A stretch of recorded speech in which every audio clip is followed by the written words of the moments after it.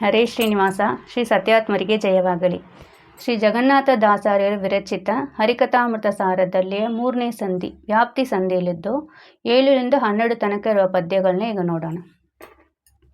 ತನು ಚತುಷ್ಟಯಗಳಲು ನಾರಾಯಣನು ಹೃತ್ಕಮಲಾಖ್ಯ ಸಿಂಹಾಸನದೊಳಗೆ ಅನಿರುದ್ಧಾದಿ ರೂಪಗಳಿಂದ ಶೋಭಿಸುತ್ತಾ ತನಗೆ ತಾನೇ ಸೇವ್ಯ ಸೇವಕನೆನಿಸಿ ಸೇವಾಸಕ್ತ ಸುರರೊಳಗೆ ಅನವರತ ನೆಲೆಸಿದ್ದು ಸೇವೆಯ ಕೊಂಬನವರಂತೆ ಜಾಗರ ಸ್ವಪ್ನಂಗಳೊಳುವರ ಭೋಗಿ ಶಯನ ಬಹುಪ್ರಕಾರ ವಿಭಾಗಗೈಸಿ ನಿರಂಸ ಜೀವರ ಚಿಚ್ಚರೀರವನು ಭೋಗವಿತ್ತು ಶುಶುಬ್ಧಿ ಕಾಲದಿ ಸಾಗರವನದಿ ಕೂಡುವಂತೆ ವಿಯೋಗರಹಿತನು ಹಂಸಗಳ ಏಕತ್ರ ಏದಿಸುವ ಭಾರ್ಯರಿಂದೊಡಗೂಡಿ ಕಾರಣ ಕಾರ್ಯವಸ್ತುಗಳಲ್ಲಿ ಪ್ರೇರಕ ಪ್ರೇರ್ಯ ರೂಪಗಳಿಂದ ಪಟತಂತುಗಳವೋಳಿದ್ದು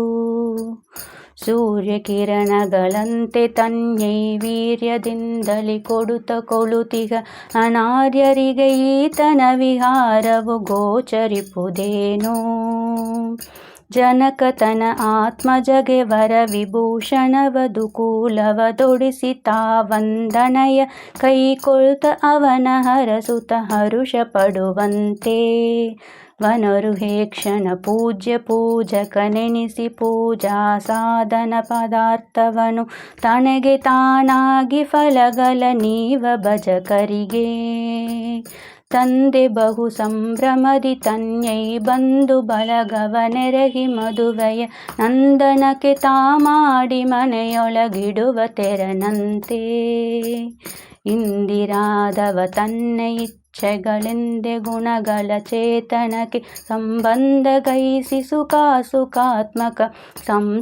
ಸಂಸ್ಕೃತಿಯೊಳಗಿಡುವ ತೃಣಕೃತಾಲಯದೊಳಗೆ ಹೊಗೆ ಚಂತಿನಿಸಿ ಪ್ರತಿ ಚಿತ್ರದಲ್ಲಿ ಪೊರಮಟ್ಟಿ ಅನಲ ನಿರವನು ತೋರದಲಿಪ್ಪ ತೆರನಂತೆ ವನಜ ಜಾಂಡದೊಳಕಿಲ ಜೀವರ ತಣುವಿನ ಒಳ ಹೊರಗಿದ್ದು ಕಾಣಿಸದ ಅನಿಮಿಶೇಷನು ಸಕಲ ಕರ್ಮವ ಮಾಲ್ಪನವರಂತೆ.